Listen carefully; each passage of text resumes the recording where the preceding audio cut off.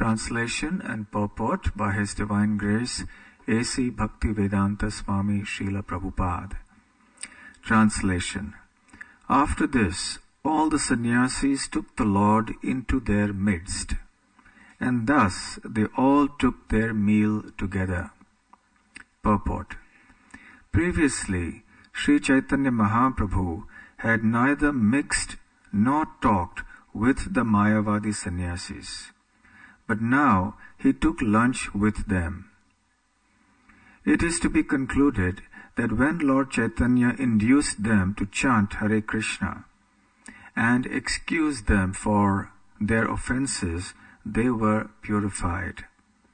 And therefore there was no objection to taking lunch or Bhagavat Prasadam with them. Although Sri Chaitanya Mahaprabhu knew that the food was not offered to the deity, Mayavadi sannyasis do not worship the deity, or if they do so, they generally worship the deity of Lord Shiva or the Panchopasana, Lord Vishnu, Lord Shiva, Durga Devi, Ganesh and Surya.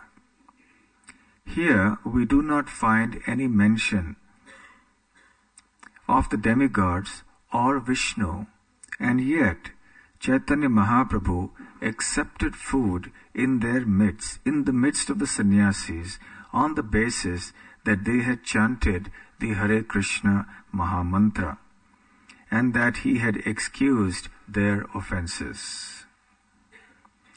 Om Ajnanatimirandhasya Jnananjana Shalakaya Chakshurunmilitam Yena Tasmai Shri Gurave Namaha. Shri Chaitanya Manobhishtam Sthapitam Yena Bhutale Swayam Rupa Kada Mahyam Dadati Svapadantikam Vandeham Shri Guruh Shri Yutapadakamalam Shri Gurun Vaishnavamscha Shri Rupam Sagrajatam Sahagana Raghunathanvitam Tam Sajivam Sadvaitam Savadutam Parijana Sahitam Krishna Chaitanya Devam Shri Radha Krishna Padang Sahagana Lalita Shri Vishakhanvitamscha Nama Om Vishnu Padaya Krishna Preshtaya Bhutale Srimate Bhakti Vedanta Swamin Niti Namine Namaste Saraswate Deve Gauravani Pracharine Nirvishesha Shunyavadi Paschatya Deshatarine Vancha Kalpatarubhyascha Kripa Sindhubhya Evacha Patitanam Pavanebhyo Vaishnavebhyo Namo Namaha. Jai Shri Krishna Chaitanya Prabhu Nityananda Shri Advaita Gadadhar Shivasadi Gaura Bhakta Vrinda. Hare Krishna Krishna Krishna Hare Hare Hare Rama Rama Rama Hare Hare. Hare Krishna. So we find something quite surprising here. Sri Chaitanya Mahaprabhu is taking his prasadam along with the Mayavadi sannyasis. It's the same Chaitanya Mahaprabhu who has previously condemned any form of association with the Mayavadi sannyasis or hearing anything from them, what to speak of partaking meals with them. Mayavad Bhashya Shunile Hoy Sarvanash. So he has proclaimed earlier also that if one hears from the Mayavadis, one will be destroyed, meaning thereby that one's Krishna consciousness will be destroyed. Association is such an important thing.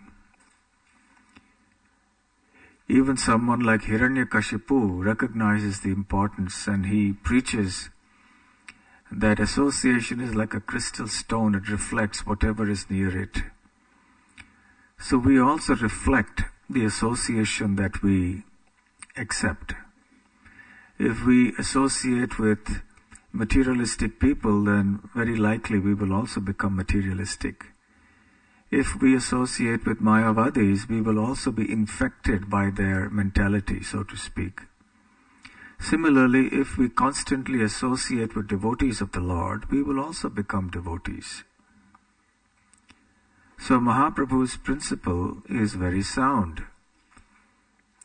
And essentially we should not associate with non-devotees. That is what Mahaprabhu explains. And there are different kinds of non-devotees. One kind of non-devotee is the one who is an atheist, doesn't believe in God. Another kind of a non-believer or non-devotee is one who may worship the demigods.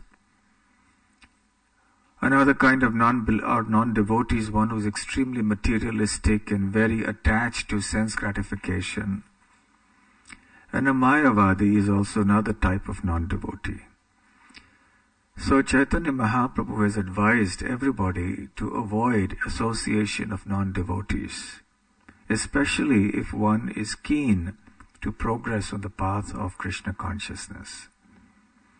Having given so many warnings about this, how is it that Mahaprabhu is taking prasadam with them? Of course, we must remember that Sarvabhauma Bhattacharya was also a Mayavadi previously. But Mahaprabhu, being the Supreme Lord, was so potent that he could convert Sarvabhauma Bhattacharya into a pure devotee. And thereafter he was regularly accepting prasadam at the house of Sarvabhauma Bhattacharya. And the first time when Mahaprabhu came to his house, then Sarvabhauma had prepared innumerable offerings. And Mahaprabhu at that time said, "How is it possible that you cooked so many offerings in such a short time? And I cannot possibly eat all these things." So Sarvabhauma Bhattacharya reminded Mahaprabhu that in the temple you eat 56 times a day.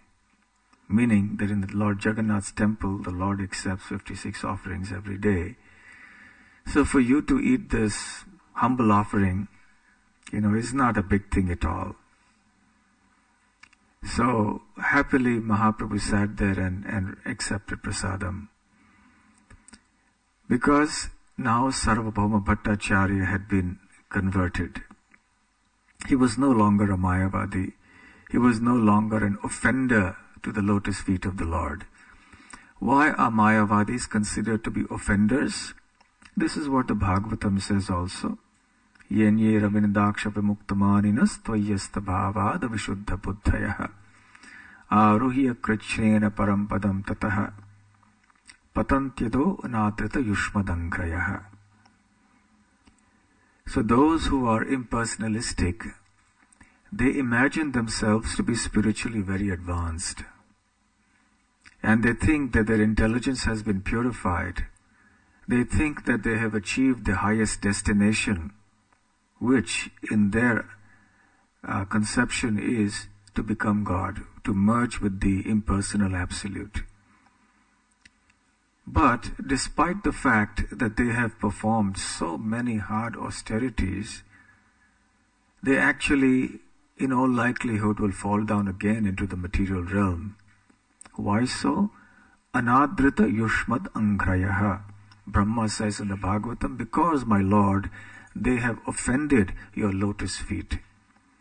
How is the Mayavad conception an offense to the lotus feet of the Lord? Because the Mayavad conception denies the existence of a personality or a form to the Supreme Lord. So that's an offense. To say that the Lord is not a person is an offense. So Sarvabhauma Bhattacharya was vigorously defending this Mayavad point of view some time ago with Sri Chaitanya Mahaprabhu. And very expertly Mahaprabhu presented the proper Shastric conclusion, the proper Vedic teachings. And then Sarvabhauma Bhattacharya was completely flabbergasted to hear such a wonderful presentation that could refute every single point that he had made. And then he surrendered to the lotus feet of Sri Chaitanya Mahaprabhu. He became a Vaishnav. And the transformation was very dramatic. When very soon after this incident, Mahaprabhu, after having taken darshan of the Lord Jagannath in the temple, he came straight to the house of Sarvabhauma Bhattacharya. And when he knocked the door, he could hear the sound of the Bhattacharya waking up from his bed, rising, and he also heard him distinctly chant, Krishna, Krishna. And Mahaprabhu, when Bhattacharya opened the door, Mahaprabhu was standing there, and he was saying, just see, the same person who was such a staunch Mayavadi, now the first thing upon rising in the morning is saying, Krishna, Krishna. And then when Mahaprabhu offered him the Mahaprasadam of Lord Jagannath, without further ado, without having brushed his teeth or washed his mouth and taken a bath and so on, he just straight away accepted the Mahaprasadam. And Mahaprabhu said, Bhattacharya, you are such a refined, cultured Vedic gentleman, and you're taking, prasadam without even brushing your teeth, taking a bath. He said, this is Mahaprasad. The injunction of the Shastra is, we should never offend the Mahaprasadam of the Lord. So there was such a dramatic transformation. That same Sarvabhauma Bhattacharya, who decried the devotees as being sentimentalists, who now didn't like to even hear the very word mukti.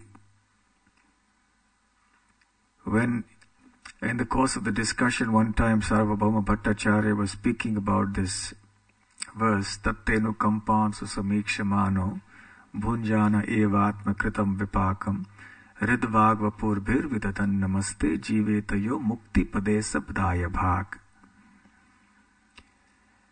This verse is again a verse of Brahma, in which Brahma placed praise to Lord Krishna and says that, my dear Lord, if anyone endures sufferings in life, accepting them to be very humbly the results of his own karmic reactions, and very patiently waits for your mercy, all the while offering you respects, obeisances and services with his body, heart and soul, then such a person becomes the inheritor, the rightful claimant of your abode, of the spiritual world. Daya bhag in the law of inheritance of Manu means that the descendants, they inherit the property of the ancestors. Automatically by law it comes to them. So the word mukti pade is used here. So Bhattacharya actually changed the word mukti to bhakti. So when he chanted the verse, he says, Bhakti pade sadaya bhag, and Mahaprabhu caught it immediately. He said, Bhattacharya, why did you change the verse? Instead of mukti pade, you said bhakti pade. So what's the reason for that? So Bhattacharya said, the very word mukti, I just detest it. I can't stand it. So why? Well, the word, I don't understand the word like that. Mukti pade refers to Krishna. Mukti pada. He at whose lotus feet all types of liberation reside. So what is the problem in saying mukti pada? Yeah. So, and in any case, you shouldn't change the words of the scripture. But Sarvabhauma Bhattacharya says, nevertheless, the very word mukti connotes images of merging into the impersonal, and that is such a disagreeable thought. I don't even want to think about the very idea of merging into the impersonal absolute. And this is what happens when one becomes a devotee. Kaivalyam narakayate, the thought of merging into the impersonal absolute becomes worse than hell. This is what Prabodhananda Saraswati Thakur says. So this is the transformation that Sarvabhauma Bhattacharya happened. He was constantly chanting Krishna, Krishna, and therefore Mahaprabhu was happy to accept prasadam at his house regularly.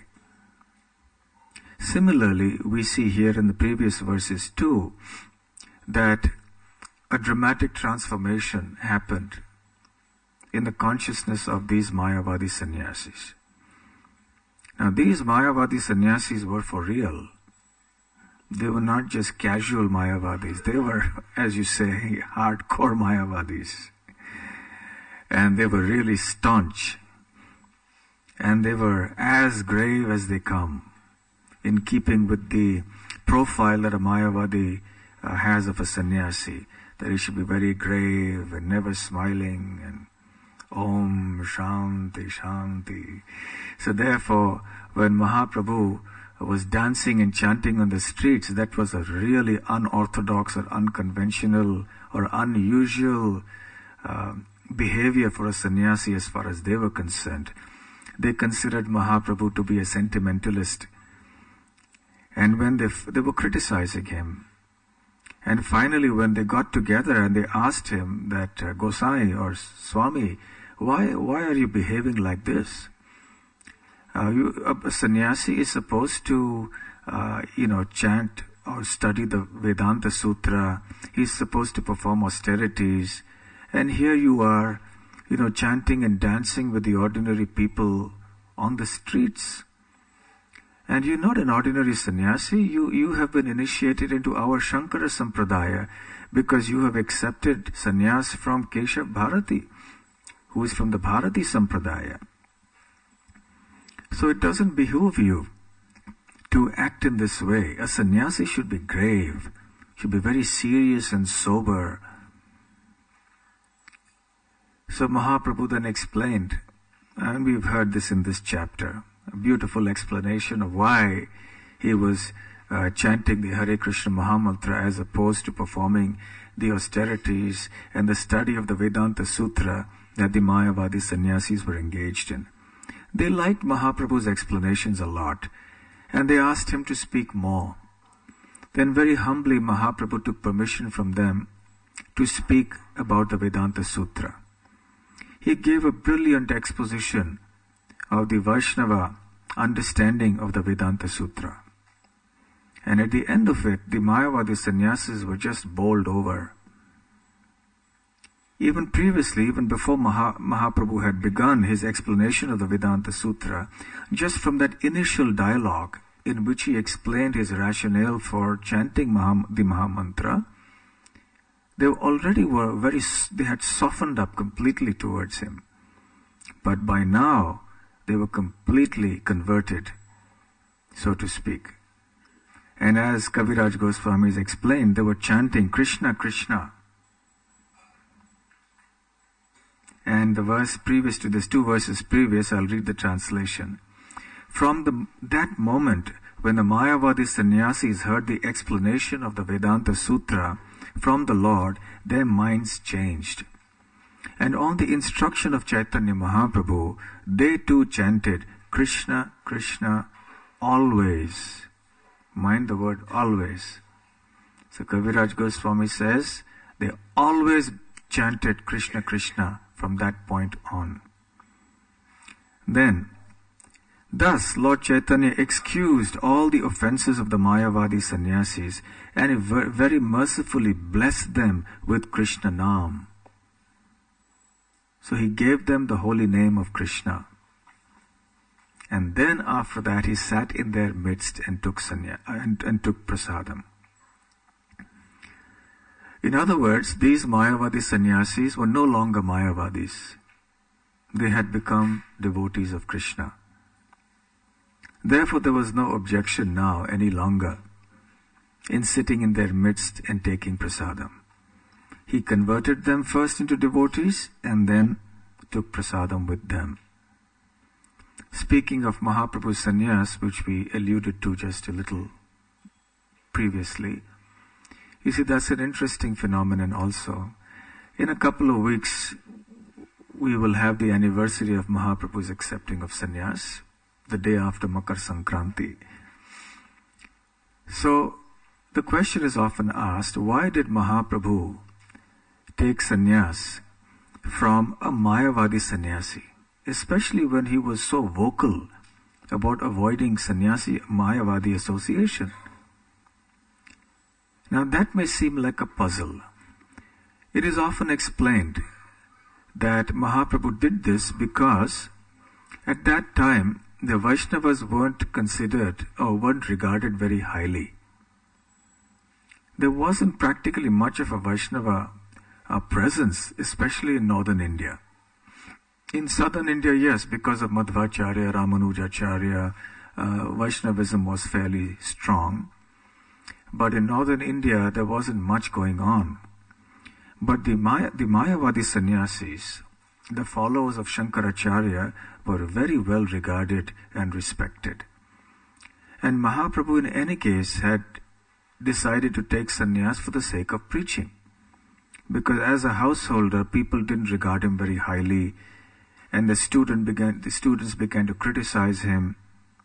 And he was thinking to himself that, well, that's not right. I have come here to deliver these people, and if they start criticizing me, then they will commit such an offense. And that's not going to be helpful at all. So I better take sannyas. Because when I take sannyas, then everybody will naturally respect me. And because they respect me, they will get benefit unknowingly even. Because I'm not just a sannyasi, then I am the Supreme Lord. So they will get so much benefit.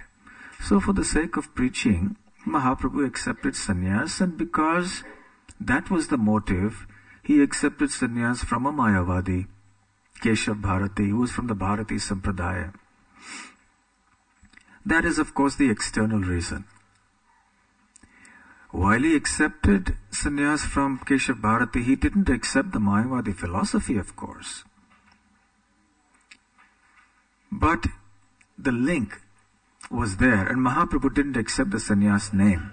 He kept his name as Sri Krishna Chaitanya, which is a brahmachari name.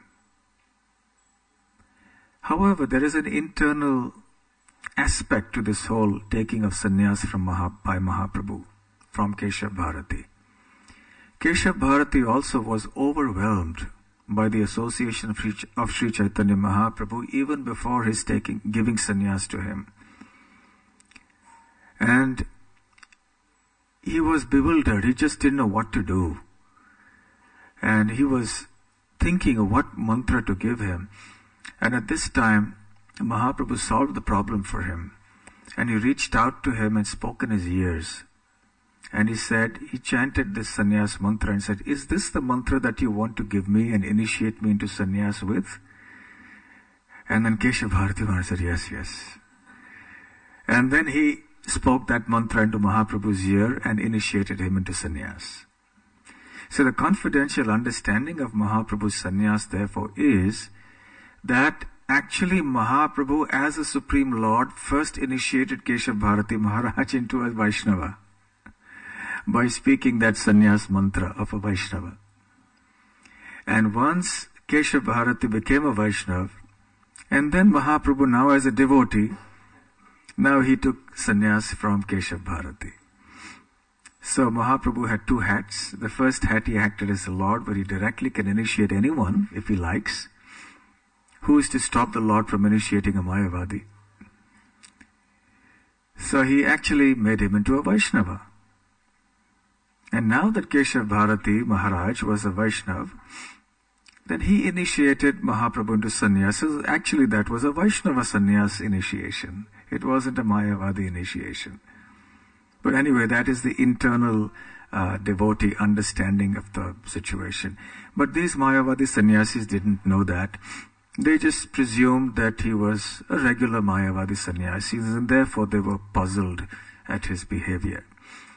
But now that they had become Vaishnavas, so it was quite all right. It was perfectly legitimate for Mahaprabhu to sit with them and take prasadam. When Mahaprabhu had been on the pilgrimage to Vrindavan, to the north, he went to Varanasi and Prayag, and then eventually came to Brajabhumi, came to Mathura. All along the way, whenever he saw the Yamuna, he would jump in and take baths in ecstasy, remembering the pastimes of Krishna at Yamuna. Finally, he came to Mathura and took his bath at the place called Vishram Ghat. This is the place where one is supposed to begin the parikrama, Brajamandal parikrama.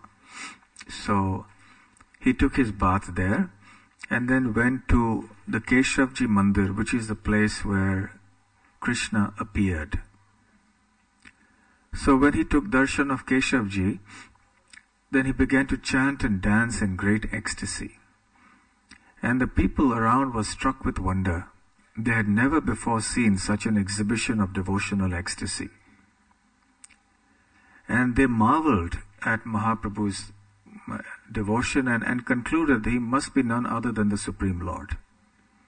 Meanwhile, there was one person who was from the Sanodia Brahmin community. He happened to be present at that point, and he also began to chant and dance ecstatically with Mahaprabhu. And this went on for quite a while.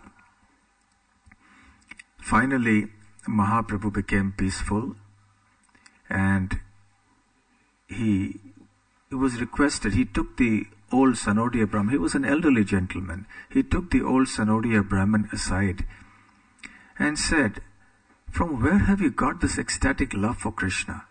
I am completely amazed to see this." So the Sanodia Brahmin replied, "Actually, I got this from my spiritual master, Madhavendra Puri, who happened to come here one time. And when he came here, he accepted me as his disciple. And he even came to my house and had lunch. And I had the good fortune of offering him prasadam.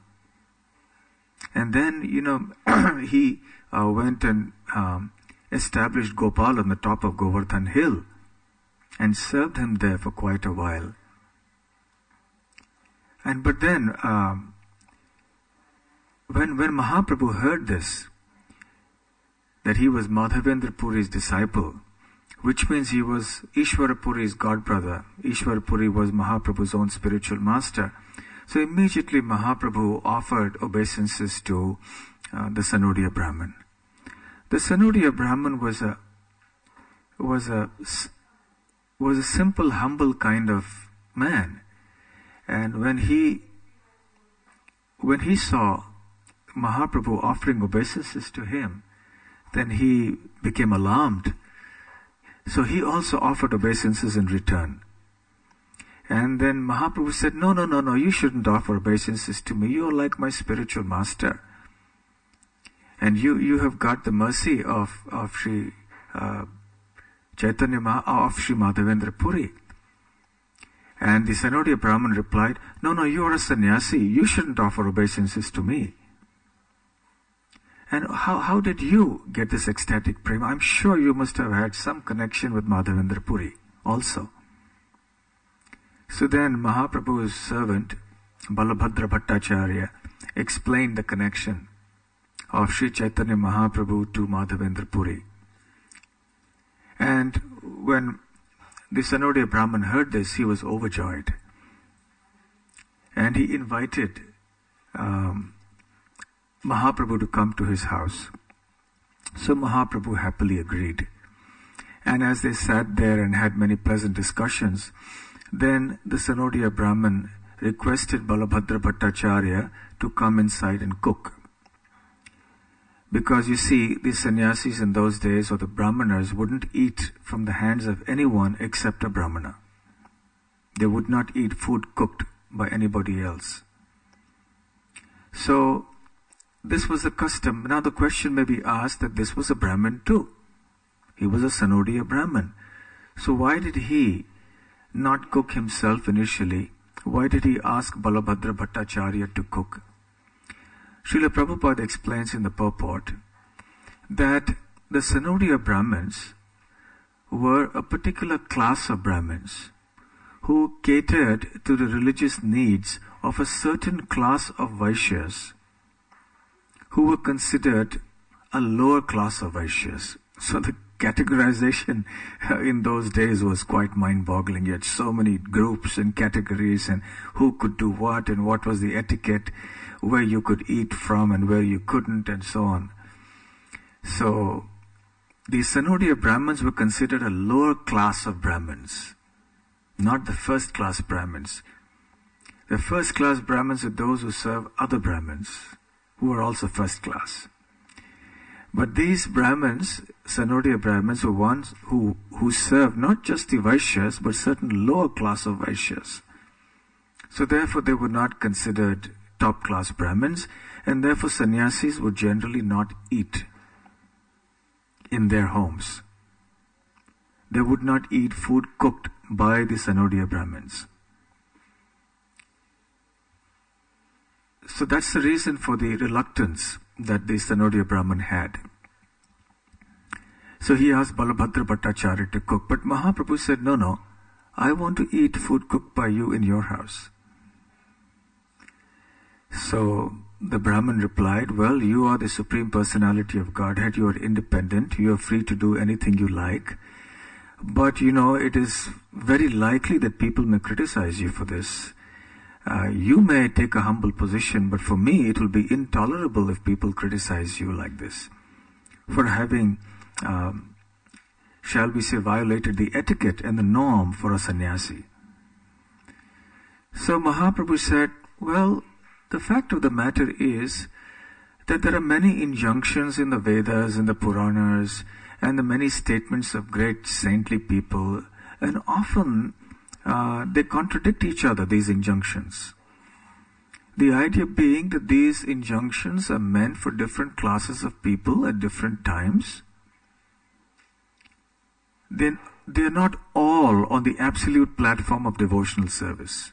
Srila Prabhupada explains in the purport there that the reason there are different religions and there are different scriptures even within the same so-called religion is because there are people of different bodies and different minds. Because of different circumstances and mentalities of people, knowledge of God or religious principles has been explained in different ways. Therefore, there appear to be some kind of contradictions between different injunctions in the various scriptures. However, Prabhupada says, on the absolute platform of pure devotional service to the Supreme Personality of Godhead Krishna, there is no question of any difference, because that is absolute. So Mahaprabhu went on to explain, Dharma sthapana hetu sadhura vyavahar puri gosair je acharan sarva dharma sar. And this is a very important statement that he makes. The meaning of this is that a pure devotee's behavior establishes the principles of dharma. And Madhavendra Puri's behavior is actually the essence of that dharma. Dharma sthapana hetu, for the purpose of establishing dharma, sadhura vyavahar, so a genuine sadhu behaves like that or acts in a way as to establish the standards of true dharma. And because Madhavendra Puri is the ideal sadhu, the perfect sadhu, therefore everything that he has done is actually the essence of dharma. Srila Bhaktisiddhanta Saraswati Thakur has written an extensive purport to this verse, and essentially he has elaborated on one word, and that is the word Mahajan. He says that a great saint like Madhavendra Puri is to be called a Mahajan. Mahajan means a great personality. Now the Bhagavatam speaks of 12 Mahajans like Brahma, Shiva, Yamaraj, and so on and so forth. But anyone who is a great devotee of the Lord is a Mahajan. Srila Prabhupada explains, Swarup Damodar Goswami, the 6 Goswamis of Vrindavan, they're all Mahajans. We have to accept them like that.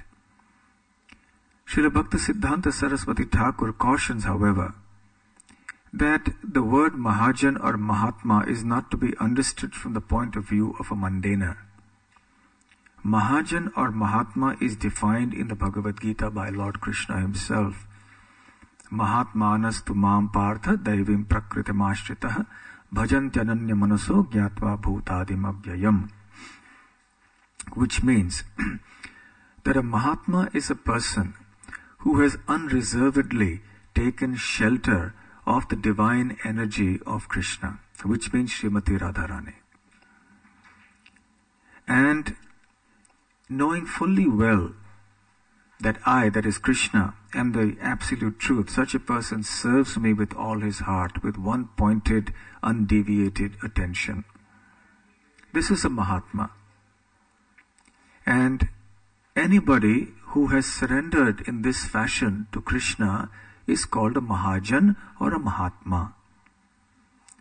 Then Srila Bhaktisiddhanta points out that the worldly people may consider different people as Mahajans. For example, those who are materialistic people may consider some great materialists to be Mahajans, like wealthy people, industrialists, and so on.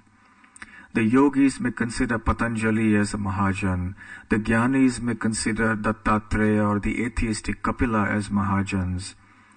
The modern scientists may consider Darwin as their Mahajan, Prabhupada says. So the mundaners will have different conceptions of Mahajans, and they will glorify these persons as being great persons. But then Bhaktisiddhanta remembers that quote from the Bhagavatam, which says that those who are like dogs, hogs, camels and asses praise people who never listen to the transcendental pastimes of the Supreme Personality of Godhead. So these are not Mahajans, Bhaktisiddhanta says. Mahajans for us are personalities like Madhavendra Puri. So then Chaitanya Mahaprabhu continued. He said, Yad yad acharati shreshtas tattat eve tarojanah sayat pramanam kurute lokas tadanuvartate. Quoting from Bhagavad Gita, he said that as the leaders in society set the standard, so the common man follows.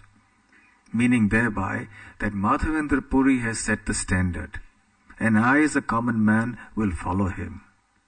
That was the implied meaning. Mahaprabhu, of course, is not an ordinary person. But what he's saying is that because Madhavendra Puri has set the standard, I will follow happily. And then he quotes this famous verse from the Mahabharata, which Prabhupada used to quote many times. Tarko pratishtashtrutayo vibhinna nasa vrishiryasya matam nabhinnam dharmasya tattvam nihitam guhayam mahajano yena gatah sapantha. One cannot understand the intricacies of dharma merely by argument. Neither can one do so by studying various types of books, because these speculators and so-called scholars and so on will always differ in their opinions with each other. True dharma can be understood by knowing what is in the heart of the Mahajans, in the heart of the great devotees of the Lord. Therefore, one should follow in the footsteps of the great Mahajans. So Mahaprabhu therefore pointed out that since Madhavendra Puri considered it quite proper to accept prasadam at your house, even though it was against the contemporary etiquette, I consider it also perfectly fine to do the same. And what was Mahaprabhu's rationale for doing it? Because he considered that this Sanodiya Brahmin was a Vaishnava. He was a pure-hearted Vaishnava. And therefore all these restrictions of caste, community and etiquette and all that didn't apply here. When one becomes a Vaishnava, one goes beyond all these narrow restrictions. One shouldn't hold it against a Vaishnava that the Vaishnava has come from a certain background of caste, creed, community, nationality, religious faith, language, and so on and so forth. It doesn't matter.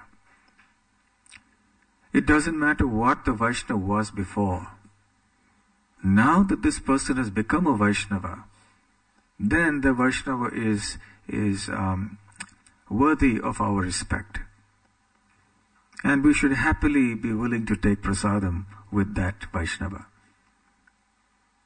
So this was the standard that Mahaprabhu laid down in pursuance of the standard that Madhavendra Puri laid down.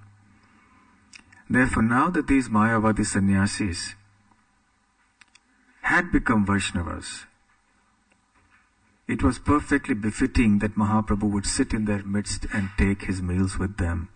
Although otherwise for a Vaishnava it was quite against the etiquette and against Mahaprabhu's own teachings. So now that they had become pure Vaishnavas, constantly chanting the name of Krishna, Mahaprabhu was most pleased to sit with them. He had personally bestowed his mercy on them. He had personally forgiven them of all their offenses that they had committed as Mayavadis. And by his mercy, they had become pure-hearted Vaishnavas, constantly chanting the names of Krishna. So this is our principle as well.